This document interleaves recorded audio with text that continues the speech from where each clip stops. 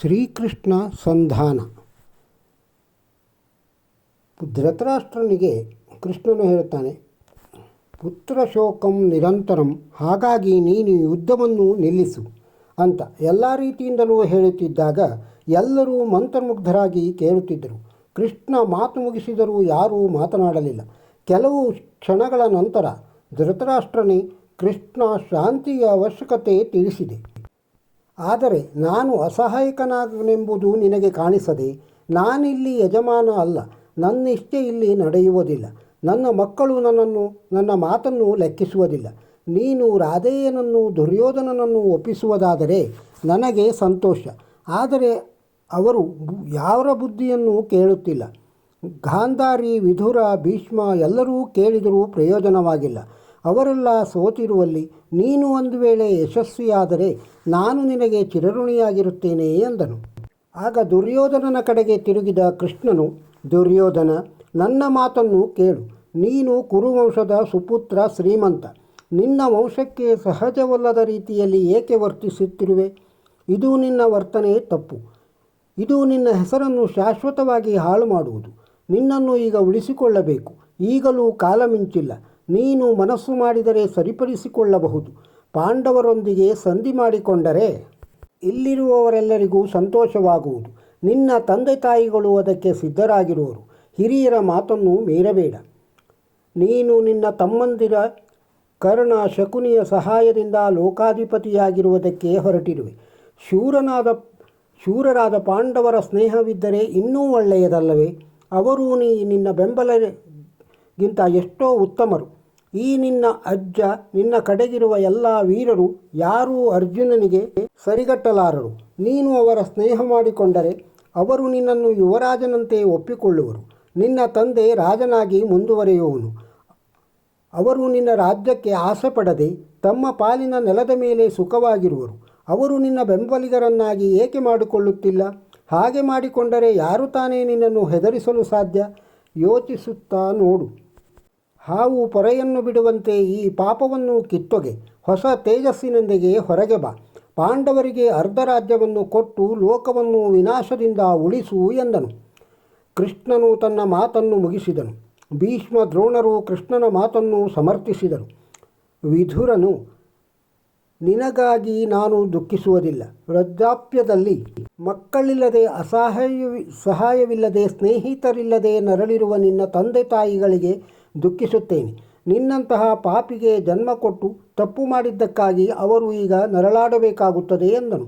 ಇನ್ನೊಮ್ಮೆ ಎದ್ದು ನಿಂತು ಭೀಷ್ಮ, ದ್ರೋಣರು, ಎಲ್ಲಿಯವರೆಗೂ ಕೃಷ್ಣಾರ್ಜುನರು ಯುದ್ಧರಂಗಕ್ಕೆ ಪ್ರವೇಶಿಸುವುದಿಲ್ಲವೋ, ಎಲ್ಲಿಯವರೆಗೆ ಅರ್ಜುನ ಗಾಂಡೀವ ಟಂಕಾರ ಯುದ್ಧದಲ್ಲಿ ಕೇಳಿಸದೋ, ಎಲ್ಲಿಯವರೆಗೆ ಯುಧಿಷ್ಠಿರನು ನಿನ್ನ ಸೈನ್ಯವನ್ನು ತನ್ನ ಉರಿಯುವ ಕಣ್ಣುಗಳಿಂದ ನೋಡುವುದಿಲ್ಲವೋ, ಅಲ್ಲಿಯವರೆಗೂ ನೀನು ಬದುಕುಳಿಯುವ ಆಸೆಯನ್ನು ಇಟ್ಟುಕೊಂಡಿರಬಹುದು.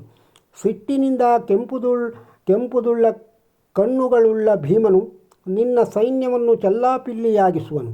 ದುಷ್ಟದ್ಯುಮ್ನ, ನಕುಲ, ಸಹದೇವರು ನಿನ್ನ ಸೈನ್ಯವನ್ನು ನಾಶ ಮಾಡುವರು. ದಯವಿಟ್ಟು ಇದನ್ನೆಲ್ಲ ತಪ್ಪಿಸು. ಎಲ್ಲರೂ ಬಯಸುತ್ತಿರುವುದು ಶಾಂತಿಯನ್ನು. ಪಾಂಡವರೊಂದಿಗೆ ಸಂಧಿ ಮಾಡಿ ಶಾಂತಿಯಿಂದ ಬದುಕು ಎಂದು ಒಕ್ಕೋರಲಿಂದ ಹೇಳಿದರು. ಈ ಎಲ್ಲ ಮಾತನ್ನು ಕೇಳಿ ಕೊನೆಗೆ ಕೃಷ್ಣನ ಕಡೆಗೆ ಮುಖ ಮಾಡಿ ತಿರುಗಿಸಿದ ದುರ್ಯೋಧನನು, ಕೃಷ್ಣ, ಇಷ್ಟು ಹೊತ್ತು ನೀನು ತಪ್ಪೆಲ್ಲವನ್ನೂ ನನ್ನದೇ ಎನ್ನುವ ಹಾಗೆ ಮಾತನಾಡಿದೆ. ನಾನು ನೋಡುತ್ತಲೇ ಇದ್ದೇನೆ. ನೀನು, ನಮ್ಮಪ್ಪ, ಅಜ್ಜ, ಆಚಾರ್ಯ, ವಿದುರ ಎಲ್ಲರೂ ನಡೆದುದಕ್ಕೆಲ್ಲ ನಾನೇ ಹೊಣೆ ಎಂದು ತಿಳಿದಿರುವಂತೆ ಕಾಣುತ್ತದೆ. ನಾನು ಅಂತಹದ್ದೇನು ಮಾಡಿದ್ದೇನೆ ಎಂಬುದೇ ತಿಳಿಯುತ್ತಿಲ್ಲ. ಇದರಲ್ಲಿ ನನ್ನ ತಪ್ಪೇನೂ ಇಲ್ಲ. ನಡೆದುದನ್ನು ಹೇಳಿಬಿಡುತ್ತೇನೆ. ಯುಧಿಷ್ಠಿರನು ನನ್ನ ಮಾವ ಶಕುನಿಯೊಂದಿಗೆ ಸ್ವ ಇಚ್ಛೆಯಿಂದಲೇ ದ್ಯೂತವಾಡಿ ರಾಜ್ಯವನ್ನು ಕಳೆದುಕೊಂಡ. ಸರ್ವಸ್ವವನ್ನು ಅವನು ಕೆಟ್ಟದಾಗಿ ಆಡಿ ಎಲ್ಲವನ್ನೂ ಸೋತದ್ದು ಅದು ನನ್ನ ತಪ್ಪೇ? ಅವರು ಕಳೆದುಕೊಂಡರು. ಪಣದ ನಿಬಂಧನೆಯಂತೆ ಕಾಡಿಗೆ ಹೋದರು. ಈಗ ತಮ್ಮ ಮೂರ್ಖತನಕ್ಕಾಗಿ ನನ್ನನ್ನು ಹಳೆಯುವುದಕ್ಕೆ ಕಾರಣಗಳನ್ನು ಹುಡುಕುತ್ತಿದ್ದಾರೆ. ಪಾಂಚಾಲರ ಜೊತೆ ಸೇರಿಕೊಂಡು ಸೈನ್ಯವನ್ನು ಒಟ್ಟು ಮಾಡಿದ್ದಾರೆ. ನನ್ನೊಡನೆ ಜಗಳ ತೆಗೆಯಲು ಪ್ರಯತ್ನಿಸುತ್ತಿದ್ದಾರೆ. ನಾವು ಅವರನ್ನು ಯಾವ ರೀತಿಯಲ್ಲಿಯೂ ನೋಯಿಸುತ್ತಿಲ್ಲ. ನಮ್ಮ ಮೇಲೆ ಅವರು ಯುದ್ಧ ಮಾಡಲು ಕಾರಣವೇ ಇಲ್ಲ. ನಾನೇನು ಹೆದರಿಕೊಂಡಿಲ್ಲ. ಇಂದ್ರನೇ ಬಂದರೂ ನಾನೇನು ತಲೆ ತಗ್ಗಿಸುವವನಲ್ಲ. ನಮ್ಮನ್ನು ಸೋಲಿಸುವವರನ್ನು ಇನ್ನೂ ಯಾರನ್ನೂ ಕಾಣಲಿಲ್ಲ. ಭೀಷ್ಮ, ದ್ರೋಣ, ಕೃಪ, ಕರ್ಣರು ನನ್ನ ಕಡೆ ಇದ್ದಾರೆ. ಕಾರಣವಿಲ್ಲದೆ ಜಗಳಕ್ಕೆ ಬಂದರೆ ಯುದ್ಧಕ್ಕೆ ಸಿದ್ಧನಾಗುವುದು ಕ್ಷತ್ರಿಯ ಧರ್ಮವಲ್ಲವೇ ತಾನೇ? ರಣರಂಗದಲ್ಲಿ ಸತ್ತರೆ ನಮಗೆ ಸ್ವರ್ಗ ಪ್ರಾಪ್ತಿ. ಶತ್ರುಗಳಿಗೆ ತಲೆ ತಗ್ಗಿಸದೆ ಯುದ್ಧದಲ್ಲಿ ಸಾಯುವಂತಾದರೆ ಅದಕ್ಕಿಂತ ಇನ್ನೇನು ಬೇಕು? ಕ್ಷತ್ರಿಯನಾಗಿ ಹುಟ್ಟಿದ ಮೇಲೆ ಸಾಯಲು ಹೆದರಬಾರದು. ಜೀವ ಉಳಿಸಿಕೊಳ್ಳುವುದಕ್ಕಾಗಿ ಶತ್ರುವಿನ ಎದುರು ತಲೆ ತಗ್ಗಿಸುವುದೇ?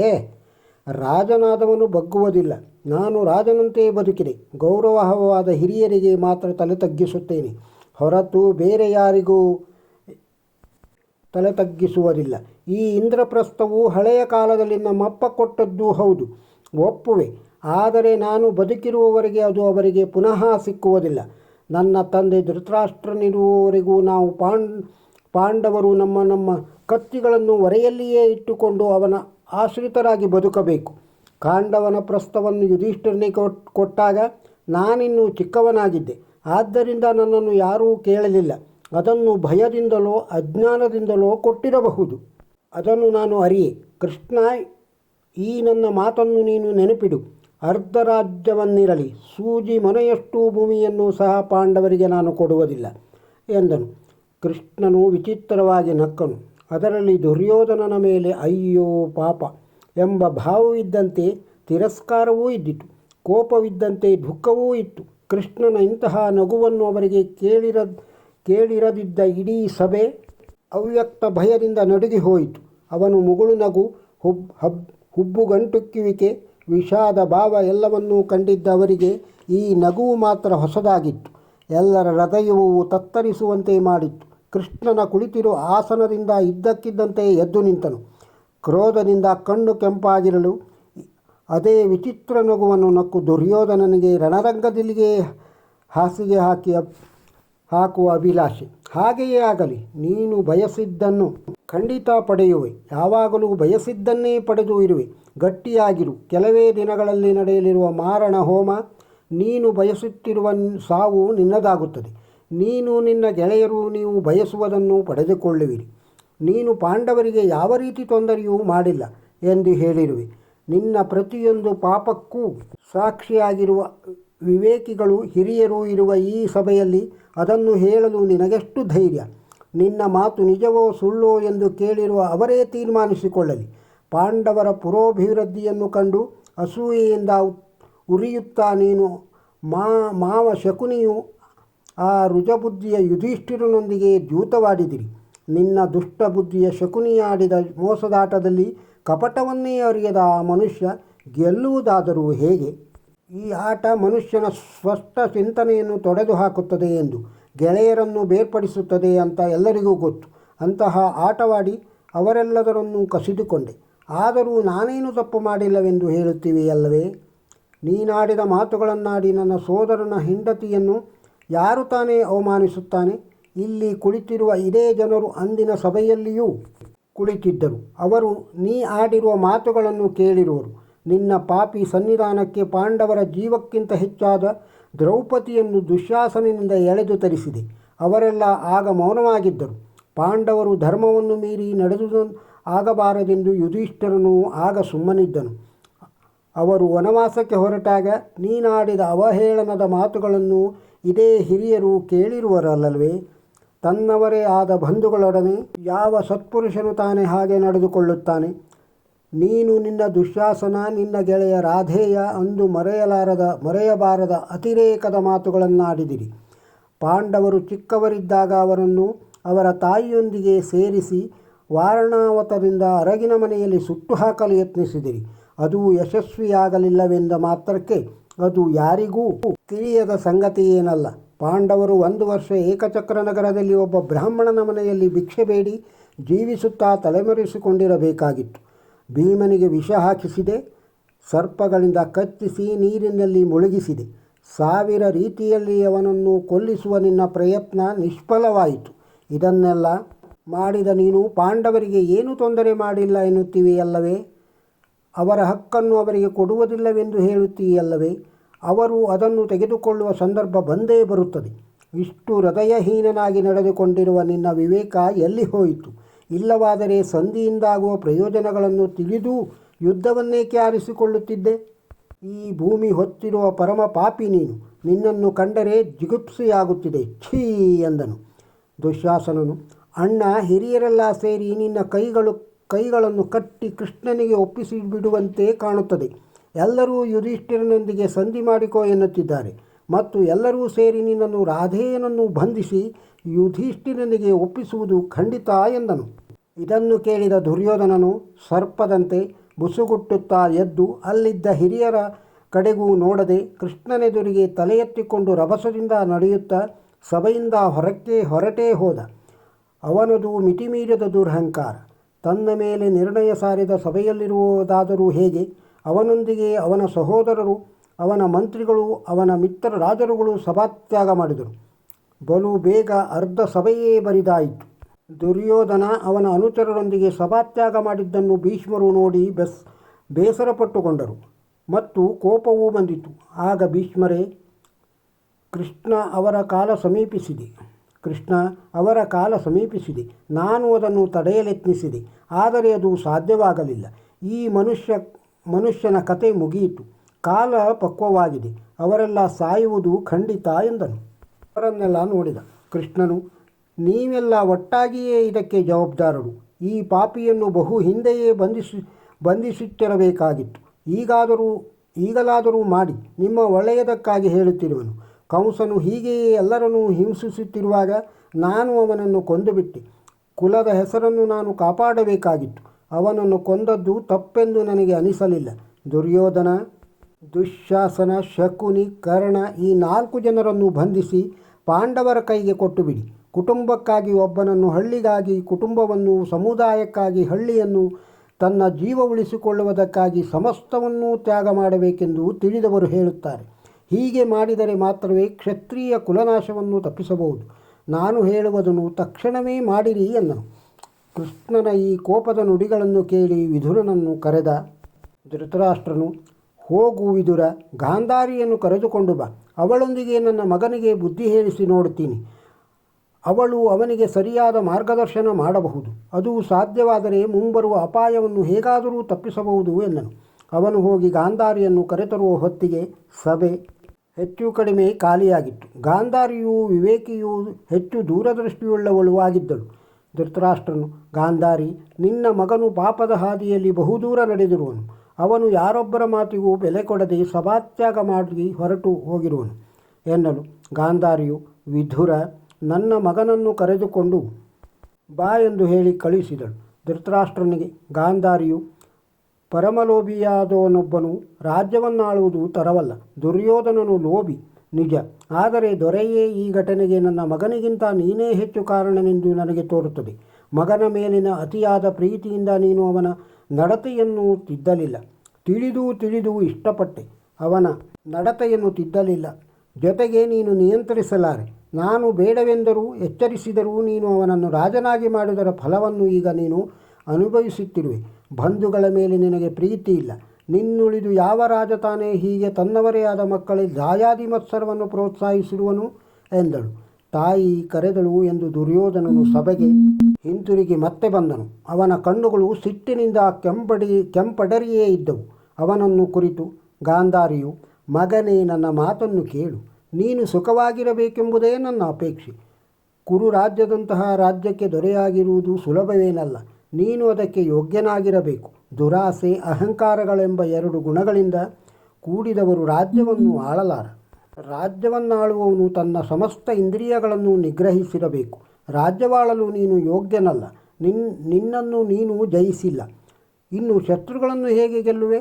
ನಿನ್ನ ದೌರ್ಬಲ್ಯಗಳೇ ನಿನಗೆ ಪರಮಶತ್ರುಗಳೆಂದು ತಿಳಿಯಬೇಕು. ಅವುಗಳನ್ನು ನಿಗ್ರಹಿಸಿದ ಮೇಲೆ ಹೊರಗಿನ ಶತ್ರುಗಳ ಬಗ್ಗೆ ಯೋಚಿಸಬಹುದು. ಬಾ, ಇಲ್ಲಿ ನನ್ನ ಪಕ್ಕದಲ್ಲಿ ಕುಳಿತುಕೋ. ನಾನು ನಿನಗೆ ಪರಮ ಸ್ನೇಹಿತಳು. ತನಗೆ ಆಪ್ತನಾದ ಯೋಗಕ್ಷೇಮದಲ್ಲಿ ಆಸಕ್ತಿಯುಳ್ಳವನನ್ನೇ ಸ್ನೇಹಿತನೆನ್ನುವುದು. ನಿನ್ನನ್ನು ಕಂಡರೆ ನನಗೆ ಪ್ರೀತಿ ಇದೆ. ನಿನ್ನನ್ನು ಈ ಪ್ರಪಂಚಕ್ಕೆ ತಂದವಳೇ ನಾನು. ನೀನು ಹುಟ್ಟಿದಾಗ ತುಂಬ ಅಪಶಕುನಗಳಾದವು. ನನ್ನ ಹೊಟ್ಟೆಯಲ್ಲಿ ಹುಟ್ಟಿದ ಮಗನು ಪಾಪಚಿಂತನೆಯನ್ನು ಮಾಡಲು ಸಾಧ್ಯವೇ ಇಲ್ಲ ಎಂದು ಯೋಚಿಸಿ ನಾನು ಅವುಗಳನ್ನು ಉದಾಸೀನ ಮಾಡಿ ತಪ್ಪು ಮಾಡಿದನೆಂದು ಕಾಣುತ್ತದೆ. ದೊಡ್ಡ ದುರಂತಕ್ಕೆ ನೀನೇ ಕಾರಣನಾಗುತ್ತಿದ್ದೀಯೇ. ದಯವಿಟ್ಟು ಅದನ್ನು ತಪ್ಪಿಸು. ನನ್ನ ಮಾತನ್ನು ಕೇಳು. ಭೀಷ್ಮ, ದ್ರೋಣ, ರಾಧೇಯರ ಸಹಾಯದಿಂದ ಪಾಂಡವರನ್ನು ಸೋಲಿಸಬಲ್ಲೆ ಎಂಬ ನಿನ್ನ ಯೋಚನೆ ಮೂರ್ಖನಾಗಬೇಡ. ಕೃಷ್ಣಾರ್ಜುನರು ನರನಾರಾಯಣರು. ಧರ್ಮ ಅವರ ಕಡೆಗೆ ಇದೆ. ಧರ್ಮವಿದ್ದಲ್ಲಿ ಜಯ. ಅವರು ನಿಮ್ಮೆಲ್ಲರನ್ನೂ ಕೊಲ್ಲಲಿರುವವರು. ನನ್ನ ಮಾತನ್ನು ಕೇಳಿ ಸುಖಿಯಾಗು ಎಂದಳು. ಧೃತರಾಷ್ಟ್ರನು ಮತ್ತೊಮ್ಮೆ ಹೇಳಿ ನೋಡಿದನು. ದುರ್ಯೋಧನನು ಮುಖ ಗಂಟಿಕ್ಕಿಕೊಂಡೇ ನಿಂತಿದ್ದನು. ಕೇಳಿದರೂ ಕೇಳಿದವನಂತೆ ನಿಂತಿದ್ದನು. ಒಂದೂ ಮಾತನಾಡದೆ ಅವರೆಲ್ಲರಿಂದ ಮುಖ ತಿರುಗಿಸಿಕೊಂಡು ಸಭೆಯಿಂದ ಹೊರಟೇ ಹೋದನು. ನೇರವಾಗಿ ರಾಧೇಯ, ದುಶ್ಯಾಸನ ಇದ್ದಲ್ಲಿಗೆ ಬಂದ ದುರ್ಯೋಧನನು ಅವರೀಗ ಅಮ್ಮನನ್ನು ಸಭೆಗೆ ಕರೆತಂದಿದ್ದಾರೆ. ಅವಳಿಂದ ಒಂದಿಷ್ಟು ಬುದ್ಧಿ ಹೇಳಿಸಿದರು. ಎಲ್ಲರಿಂದಲೂ ಬುದ್ಧಿ ಹೇಳಿಸಿಕೊಂಡು ನನಗೆ ಸಾಕಾಗಿ ಹೋಗಿದೆ. ಇನ್ನು ಯಾವ ಹಿತಚಿಂತಕರ ಮಾತನ್ನು ಕೇಳುವುದಿಲ್ಲ.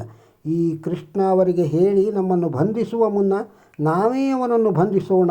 ಕೃಷ್ಣನನ್ನು ಬಂಧಿಸಿಬಿಟ್ಟರೆ ಪಾಂಡವರು ಹಲ್ಲು ಕಿತ್ತ ಹಾವಾಗುತ್ತಾರೆ. ಬೇಗ ಹೋಗಿ ಆ ಕೆಲಸ ಮಾಡೋಣ ಎಂದರು. ಇಂತಹದ್ದೇನಾದರೂ ಇವರು ಮಾಡುವರು ಎಂದು ನಿರೀಕ್ಷಿಸಿ ಕೃತವರ್ಮನ ಹತ್ತಿರಕ್ಕೆ ಹೋಗಿ, ಸಾತ್ಯಕಿಯು ನಿನ್ನ ಗೆಳೆಯರು ಕೃಷ್ಣನನ್ನು ಬಂಧಿಸುವುದಕ್ಕೆ ಯೋಚಿಸುತ್ತಿದ್ದಾರೆ. ನೀನು ಬೇಗ ಹೋಗಿ ನಮ್ಮ ಸೈನ್ಯವನ್ನು ತೆಗೆದುಕೊಂಡು ಬಾ. ಅಷ್ಟರಲ್ಲಿ ನಾನು ಸಭೆಗೆ ಹೋಗಿ ಕೃಷ್ಣನಿಗೆ ಇವರ ಯೋಚನೆಯನ್ನು ತಿಳಿಸುವೆ ಎಂದನು. ವೇಗವಾಗಿ ಸಭೆಗೆ ಬಂದು, ದೊರೆಯೇ, ನಿನ್ನ ಮಗನ ಹುಚ್ಚನ್ನು ನೋಡು. ಅವನು ಬೆಂಕಿಯನ್ನು ರೇಷ್ಮೆಯಲ್ಲಿ ಕಟ್ಟಿಕೊಳ್ಳಬೇಕೆಂದಿದ್ದಾನೆ. ಕೃಷ್ಣನನ್ನು ಬಂಧಿಸುತ್ತಾನಂತೆ ಎಂದನು. ವಿದುರನಿಗೆ ಗಾಬರಿಯಾಯಿತು. ಕೃಷ್ಣನು ನಕ್ಕು, ಭಯಪಡಬೇಡ. ನನ್ನನ್ನು ಬಂಧಿಸುವುದು ಅಷ್ಟು ಸುಲಭವಲ್ಲ. ನೋಡುತ್ತಿರು ಏನಾಗುವುದೆಂದು ಎಂದನು. ಭಯದಿಂದ ದುರ್ಯೋಧನನನ್ನು ಕರೆಸಿದ. ಧೃತರಾಷ್ಟ್ರನು, ಪಾಪಿಯಾದ ನೀನು ಈ ಮಟ್ಟಕ್ಕೆ ಇಳಿಯುವೆ ಎಂದು ನಾನು ತಿಳಿದಿರಲಿಲ್ಲ. ಇದೆಂತಹ ಹುಚ್ಚು ನಿನ್ನದು? ಕೃಷ್ಣನನ್ನು ಕಟ್ಟಬೇಕೆಂದಿರುವೆಯಾ? ನಿನಗೆಷ್ಟು ಧೈರ್ಯ? ದೇವತೆಗಳು ಋಷಿಗಳು ಸಹ ಅದನ್ನು ಮಾಡಲಾಗಿಲ್ಲ. ಅವನು ಯಾರೆಂದು ನಿನಗೆ ಗೊತ್ತಿಲ್ಲ ಎಂದನು. ಕೃಷ್ಣನು, ಅಯ್ಯೋ ಮೂರ್ಖ, ನಾನು ಒಬ್ಬನೇ ಇದ್ದೇನೆ. ನನ್ನನ್ನು ಕಟ್ಟಿಹಾಕಬಹುದು ಎಂದುಕೊಂಡೆಯಾ? ಆಹಾ, ನಿನ್ನ ಯೋಚನೆಯೇ ಎಂದನು. ಅಷ್ಟರಲ್ಲಿ ಸುದ್ದಿ ಕೇಳಿ ಜನರಿಂದ ಸಭೆ ತುಂಬಿ ತುಳುಕುತ್ತಿತ್ತು. ಕೃಷ್ಣನು, ನೋಡು, ಎಲ್ಲರೂ ಇಲ್ಲಿದ್ದಾರೆ. ಪಾಂಡವರು, ಅಂಧಕರು, ವೃಷ್ಟಿಗಳು, ಏಕಾದಶ ರುದ್ರರು, ದ್ವಾದಶಾದಿತ್ಯರು, ಅಷ್ಟವಸುಗಳು ಹೀಗೆನ್ನುತ್ತಾ ಗಟ್ಟಿಯಾಗಿ ನಗಲಾರಂಭಿಸಿದನು. ಅವನ ಮುಖವು ದಿವ್ಯ ತೇಜಸ್ಸಿನಿಂದ ಬೆಳಗುತ್ತಿತ್ತು. ಕ್ರಮೇಣ ಕೃಷ್ಣನ ರೂಪ ಮಿಂಚಿನಂತೆ ಬೆಳಗಲಾರಂಭಿಸಿತು. ದೇವತೆಗಳೆಲ್ಲರೂ ಅವನ ಶರೀರದಿಂದ ಹೊರಗೆ ಬಂದರು. ಈಗ ಭಯಾನಕವಾಗಿ ಕಾಣುತ್ತಿದ್ದ ಅವನ ರೂಪದ ಪಕ್ಕದಲ್ಲಿ ಅವರು ಹೆಬ್ಬೆರಳ ಗಾತ್ರದಲ್ಲಿ ಕಂಡುಬಂದರು. ಹಣೆಯಲ್ಲಿ ಸೃಷ್ಟಿಕರ್ತನಾದ ಬ್ರಹ್ಮ, ಎದೆಯಲ್ಲಿ ಏಕಾದಶಿ ರುದ್ರರು, ಭುಜಗಳಲ್ಲಿ ಇಂದ್ರ, ವರುಣ, ಕುಬೇರ, ಯಮ, ಬಾಯಿಯಿಂದ ಅಗ್ನಿ, ಆದಿತ್ಯರು, ವಸುಗಳು, ಅಶ್ವಿನಿ ದೇವತೆಗಳು, ಮರುತ್ತರುಗಳು ಎಲ್ಲರೂ ಅವನಲ್ಲಿ ಕಂಡರು. ಎಡಗಡೆಯಲ್ಲಿ ಪಾಂಡವರು ಮತ್ತು ಅವರ ಕಡೆಯ ವೀರರು, ಎಡಗೈಯಲ್ಲಿ ಬಲರಾಮ, ಬಲಗೈಯಲ್ಲಿ ಗಾಂಡೀವಧಾರಿಯಾಗಿ ಅರ್ಜುನ, ಹಿಂಬದಿಯಲ್ಲಿ ಭೀಮ, ನಕುಲ, ಸಹದೇವ, ಯುಧಿಷ್ಠಿರ, ಪಕ್ಕದಲ್ಲಿ ಆಯುಧ ಪಾಣಿಗಳಾದ ವೃಷ್ಟಿಗಳು, ಅಂಧಕರು, ಕೈಗಳಲ್ಲಿ ಪಾಂಚಾನ್ಯವೆಂಬ ಶಂಖ, ಸುದರ್ಶನವೆಂಬ ಚಕ್ರ, ಕೌಮೋದಕಿ ಎಂಬ ಗದೆ, ನಂದಕವೆಂಬ ಖಡ್ಗ, ಕಣ್ಣು ಮೂಗುಗಳಲ್ಲಿ ಜ್ವಾಲೆಗಳು, ಮೃತ್ಯುವೇ ರೂಪ ತೊಳೆದು ಬಂದಂತೆ ಈ ದೃಶ್ಯವು ನೋಡುವ ಸಾಮರ್ಥ್ಯವಿಲ್ಲದೆ ಜನರು ತಾವಾಗಿ ಕಣ್ಣು ಮುಚ್ಚಿದರು. ಆದರೆ ಭೀಷ್ಮ, ದ್ರೋಣ, ವಿದುರ ಮತ್ತು ಅಲ್ಲಿ ನೆರೆದಿದ್ದ ಋಷಿಗಳು ಮಾತ್ರ ಕ್ಷಣ ಮಾತ್ರ ಬಿಡದೆ ಆ ದಿವ್ಯ ರೂಪವನ್ನು ನೋಡಿ ಧನ್ಯರಾದರು. ಧೃತರಾಷ್ಟ್ರನಿಗೆ ದಿವ್ಯ ದೃಷ್ಟಿ ಅಷ್ಟರಲ್ಲಿ ಧೃತರಾಷ್ಟ್ರನಿಗೂ ದಿವ್ಯ ದೃಷ್ಟಿ ಬಂತು. ಅವನು ಆ ಅದ್ಭುತವನ್ನು ನೋಡಲಾರಂಭಿಸಿದನು. ಗಂಧರ್ವಗಾನ ಎಲ್ಲೆಲ್ಲೂ ಕೇಳಿಸುತ್ತಿತ್ತು. ಪುಷ್ಪವೃಷ್ಟಿಯಾಯಿತು. ಕಣ್ಣೆದುರಿಯುತ್ತ ಧೃತರಾಷ್ಟ್ರನು, ಕೃಷ್ಣ, ಹೇ ಜಗದೀಶ, ನಿನ್ನ ದರ್ಶನವಾಗಿ ಧನ್ಯನಾದೆ. ನಿನ್ನನ್ನು ನೋಡಿದ ಕಣ್ಣುಗಳು ಇನ್ನೇನನ್ನೂ ನೋಡದಿರಲಿ. ನನ್ನನ್ನು ಮತ್ತೆ ಕುರುಡನನ್ನಾಗಿ ಮಾಡು ಎಂದನು. ಬೇಡಿಕೊಳ್ಳಲು ಕೃಷ್ಣನು ತಥಾಸ್ತು ಎಂದನು. ಕೃಷ್ಣನು ಈ ವಿಶ್ವರೂಪವನ್ನು ಧರಿಸಲಾರದೆ ಭೂಮಿಯೂ ನಡುಗಿತು. ಸಾಗರಗಳು ಒಣಗಲಾರಂಭಿಸಿದವು. ಇದನ್ನು ಕಂಡು ಕರುಣೆಯಿಂದ ಕೃಷ್ಣನು ತನ್ನ ವಿಶ್ವರೂಪವನ್ನು ಉಪಸಂಹರಿಸಿಕೊಂಡನು. ಸಾತ್ಯಕಿ ವಿದುರನ ಕೈ ಹಿಡಿದುಕೊಂಡು ಹೊರಗಡೆ ಕರೆದುಕೊಂಡು ಹೋದನು. ಸಭೆಯಲ್ಲಿರುವವರೆಲ್ಲರೂ ಬೆಂಕಿಯನ್ನು ಅನುಸರಿಸಿದ ಹೊಗೆಯಂತೆ ಚದುರಿದರು. ಕೃತವರ್ಮನು ಅಷ್ಟರಲ್ಲಿ ಸೈನ್ಯವನ್ನು ರಥವನ್ನು ಅಲ್ಲಿಗೆ ತಂದಿದ್ದನು. ಕೃಷ್ಣನು ಋಷಿಗಳನ್ನು ಬೀಳ್ಕೊಂಡು ಒಂದು ಮಾತನಾಡದೆ ರಥವನ್ನು ಹತ್ತಿದನು. ದುಃಖವು ಅವನ ಮುಖದಲ್ಲಿ ಮುಡುಗಟ್ಟಿದ್ದನ್ನು ಕೃತವರ್ಮನು ನೋಡಿದನು. ಕೂಗುತ್ತಾ, ಧೃತರಾಷ್ಟ್ರ, ಕೃಷ್ಣ, ನನಗೆ ನನ್ನ ಮಗನ ಮೇಲೆ ಎಷ್ಟು ಹಿಡಿತವಿದೆ ಎಂಬುದನ್ನು ನೀನೇ ನೋಡಿದೆ. ದಾಯಾದಿಗಳ ನಡುವೆ ಶಾಂತಿ ಸ್ಥಾಪಿಸಬೇಕೆಂಬ ಸದುದ್ದೇಶದಿಂದ ನೀನು ಬಂದೆ. ದಯವಿಟ್ಟು ನನ್ನ ಮೇಲೆ ಬೇಸರಿಸಬೇಡ. ನನಗೆ ಪಾಂಡವರ ಮೇಲೆ ದ್ವೇಷವಿಲ್ಲ. ನಾನೇನು ಮಾಡಲಿ ಎಂದಾಗ ಕ್ಷಣಕಾಲ ನಿಂತ ಕೃಷ್ಣನು, ಕೇಳಿರಿ, ಕೌರವರ ಸಭೆಗೂ ಎಲ್ಲ ಹಿರಿಯರಿಗೂ ಹೇಳುತ್ತಿದ್ದೇನೆ. ಈ ಯುದ್ಧವನ್ನು ತಪ್ಪಿಸುವುದಕ್ಕೆ ನಾನೆಷ್ಟು ಪ್ರಯತ್ನಿಸಿದ್ದೇನೆ ಎಂಬುದು ನೀವೇ ನೋಡಿದಿರಿ. ಈ ದಿನ ಸಭೆಯಲ್ಲಿ ನಡೆದಿದ್ದಕ್ಕೆ ನೀವೇ ಸಾಕ್ಷಿಯಾಗಿದ್ದೀರಿ. ಈಗ ಧೃತರಾಷ್ಟ್ರನು ತಾನು ಅಸಹಾಯಕನಾಗಿದ್ದೇನೆ ಎನ್ನುತ್ತಿದ್ದಾನೆ. ನಾನೀಗ ಯುಧಿಷ್ಠಿರನದ್ದಲ್ಲಿಗೆ ಹೋಗುತ್ತಿದ್ದೇನೆ ಎಂದನು. ಕೃಷ್ಣನ ರಥವು ವೇಗವಾಗಿ ಓಡಿತು. ಅವನು ವಿದುರನ ಮನೆಗೆ ಹೋದನು. ಕುಂತಿಗೆ ನಮಸ್ಕಾರ ಮಾಡಿ ಸಭೆಯಲ್ಲಿ ನಡೆದಿದ್ದೆಲ್ಲವನ್ನೂ ಹೇಳಿದನು. ಈ ರಾಜರುಗಳೆಂಬ ಅರಣ್ಯವನ್ನು ಪಾಂಡವರೆಂಬ ಬೆಂಕಿಯು ಶೀಘ್ರವೇ ಸುಟ್ಟು ಹಾಕುವುದು. ನಾನೀಗ ಹೋಗುವೆನು. ನೀನು ಪಾಂಡವರಿಗೆ ಹೇಳುವುದೇನಾದರೂ ಇದ್ದರೆ ಹೇಳು, ತಿಳಿದು ಹೇಳುವೆನು ಎಂದು ಹೇಳಿದನು. ಕುಂತಿಯ ಅವರಿಗೆ ಹೀಗೆ ಹೇಳು, ನೀವೆಲ್ಲ ಕ್ಷತ್ರಿಯರು, ಕುಂತಿಯ ಮಕ್ಕಳು. ನೀವು ಹುಟ್ಟಿದಾಗ ಅಶರೀರವಾಣಿ ಕೇಳಿಸಿತ್ತು. ಕ್ಷತ್ರಿಯರಂತೆ ನಡೆದುಕೊಳ್ಳಿ. ದ್ರೌಪದಿಗೆ ಅವಳು ನನ್ನ ಹೆಮ್ಮೆಯ ಸೊಸೆ ಎಂದು ಹೇಳು ಎಂದಳು. ಕೃಷ್ಣನು ಅವಳನ್ನು ಬೀಳ್ಕೊಂಡು ಉಪಪ್ಲವನದ ಕಡೆಗೆ ರಥವನ್ನು ವೇಗವಾಗಿ ಓಡಿಸಿದನು. ಕೃಷ್ಣನು ಸಭೆಯನ್ನು ಬಿಟ್ಟು ಹೋದೊಡನೆಯೇ ದುರ್ಯೋಧನನು ಅಲ್ಲಿದ್ದವರಿಗೆ ಕಠಿಣವಾಗಿ ನುಡಿದನು. ಈ ಕ್ಷಣವೇ ಯುದ್ಧಕ್ಕೆ ಸಿದ್ಧತೆಗಳನ್ನು ಪ್ರಾರಂಭಿಸಿರಿ. ಯುದ್ಧ ಪ್ರಾರಂಭವಾಗುವ ತನಕ ನನಗೆ ಅನ್ನ ನಿದ್ರೆಗಳೂ ಬೇಡ. 11 ಅಕ್ಷೋಹಿಣಿ ಸೈನ್ಯವು ಸಾಧ್ಯವಾದಷ್ಟು ಬೇಗ ಕುರುಕ್ಷೇತ್ರವೆಂಬ ರಣರಂಗದ ಕಡೆಗೆ ತೆರಳಲಿ ಎಂದು ಆಜ್ಞೆಯಾಯಿತು. ಯುದ್ಧದಲ್ಲಿ ಗೆಲ್ಲಲು ಇಲ್ಲವೇ ಸಾಯಲು ಅವನು ನಿರ್ಧರಿಸಿದ್ದನು. ವಿನಾಶಕಾಲೇ ವಿಪರೀತ ಬುದ್ಧಿ ಅನ್ನುವ ಹಾಗೆ ನಮ್ಮ ಸುತ್ತಮುತ್ತಲಿನ ಜನರು ಹೀಗೆ ನಡೆದುಕೊಳ್ಳುತ್ತಿರುತ್ತಾರೆ. ನಾವು ಕೂಡ ಆ ದೇವರು ಇಂತಹವರಿಗೇನೆ ಒಳ್ಳೆಯದು ಮಾಡೋದು ಅಂತ ಅಂದುಕೊಂಡು ಆ ದೇವರನ್ನೇ ಬೈದು ಸುಮ್ಮನಾಗುತ್ತೇವೆ. ಶಿಶುಪಾಲನು 100 ತಪ್ಪುಗಳನ್ನು ಮಾಡುವವರೆಗೆ ಕೃಷ್ಣನು ಸುಮ್ಮನಿದ್ದು 100 ತಪ್ಪುಗಳನ್ನು ಮಾಡಿದಾಗ ಹಿಂದು ಮುಂದೆ ನೋಡದೆ ಎಲ್ಲರ ಮುಂದೆ ತಲೆ ಕಡಿದು ನೆಲದ ಮೇಲೆ ಬೀಳಿಸಿದ ಹಾಗೆ ಪ್ರತಿಯೊಬ್ಬನ ಪಾಪಕರ್ಮದ ಕೊಡ ತುಂಬುವವರೆಗೆ ಅಷ್ಟೇ. ಆಮೇಲೆ ಪಾಪಕರ್ಮದ ಫಲ ಆ ಭಗವಂತನ ಶಿಕ್ಷೆ ರೂಪದಲ್ಲಿ ಕೊಡುತ್ತಾನೆ. ಆಗ ನಾವು ಅದನ್ನು ಅನುಭವಿಸಲೇಬೇಕು. ಕೃಷ್ಣಾರ್ಪಣಮಸ್ತು. ಶ್ರೀಕೃಷ್ಣ ಸಂಧಾನ. ಈ ಕತೆ ನಿಮಗೆ ಇಷ್ಟವಾಗಿದ್ದರೆ ಒಂದು ಲೈಕ್ ಕೊಡಿ. ಇದನ್ನು ಇತರರಿಗೂ ಶೇರ್ ಮಾಡಿ. ನಮ್ಮ ಚಾನಲ್ಗೆ ಸಬ್ಸ್ಕ್ರೈಬ್ ಆಗದೇ ಇದ್ದರೆ ಸಬ್ಸ್ಕ್ರೈಬ್ ಆಗಿ. ನಮಸ್ಕಾರ.